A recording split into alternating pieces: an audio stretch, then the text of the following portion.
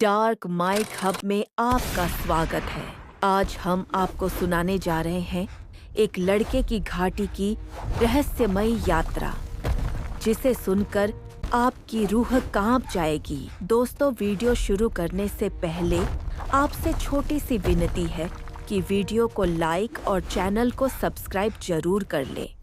अरमान हमेशा से नई जगहों की खोज का दीवाना था। शहर की भीड़, शोर और भाग दौड़ ने उसे थका दिया था। इस बार उसने तय किया कि वह एक ऐसी जगह जाएगा जिसे लोग रहस्य घाटी कहते हैं। कहा जाता था कि वहां जाने वाले बहुत कम लौटते हैं और जो लौटते भी हैं वे अजीब अनुभव सुनाते हैं। एक सुबह अरमान अपना छोटा सा बैग लेकर निकल पड़ा।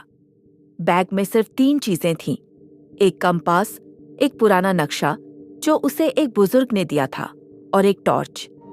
रहस्य घाटी तक पहुंचने का रास्ता जंगलों, चट्टानों और गहरे खड्डों से होकर जाता था। जैसे जैसे वह जंगल के भीतर बढ़ता गया, हवा ठंडी होने लगी। पेड़ों के बीच अजीब सी खामोशी थी, जैसे पूरा जंगल किसी अनजाने डर से भरा हो। पक्षियों की आवाजें कम होने लगी।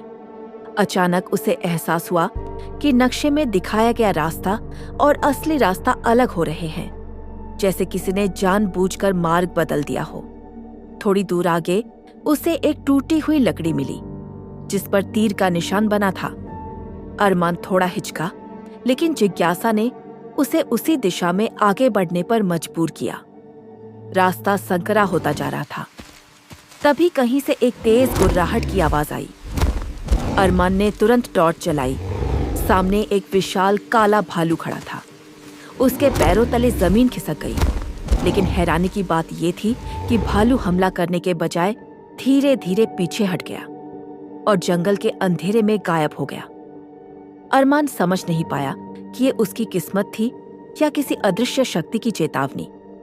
कई घंटे भटकते रहने के बाद वह एक बड़ी चट्टान के पास पहुंचा।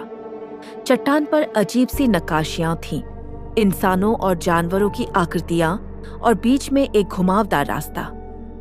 नक्शे के अनुसार यही रहस्य घाटी का प्रवेश द्वार था। अरमान ने जैसे ही अंदर कदम रखा, हवा अचानक भारी महसूस होने लगी। कुछ दूर चलते ही चारों तरफ धुंध फैलने लगी। उसे ऐसा लग रहा था कि कोई पीछे पीछे चल रहा है, पर जब भी वह मुड़कर देखता, वहां कोई नहीं होता।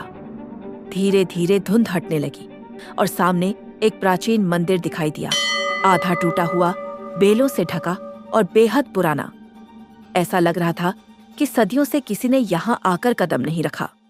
अंदर अंधेरा था। टॉर्च की रोशनी दीवारों पर बने चित्रों पर पड़ी।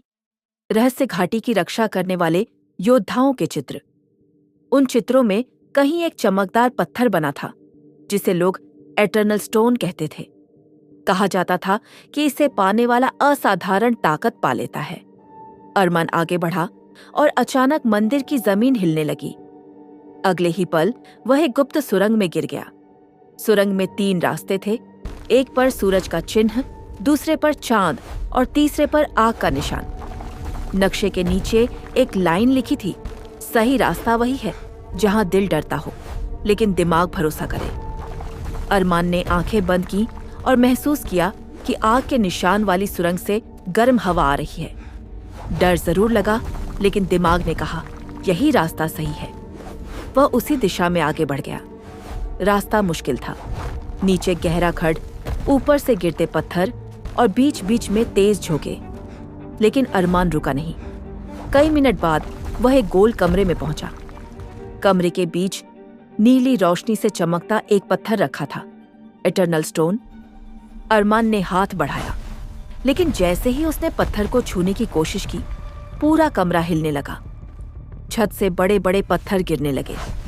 अरमान ने कोशिश की, लेकिन पत्थर उसके हाथ से फिसलकर जमीन पर गिर पड़ा। जैसे ही वह गिरा, कमरे के ऊपर से एक रोशन किरण उठी और छत खुल गई। ये एक निकास मार्ग था। अरमान ने तेजी से छलांग लगाई और किसी तरह ऊपर चढ़कर बाहर निकल आया। घाटी के बाहर सूरज ढल रहा था। अरमान थक चुका था। उसके हाथ खाली थे, एटर्नल स्टोन भी नहीं मिला, लेकिन उसके चेहरे पर एक अजीब सी चमक थी। वह अंदर से बदल चुका था। उसे एहसास हुआ कि असली खजाना ताकत नहीं, बल्कि हिम्मत अनुभव और वह रोमांच था जो उसने जिया। घाटी से बाहर निकलते समय उसने पीछे मुड़कर देखा।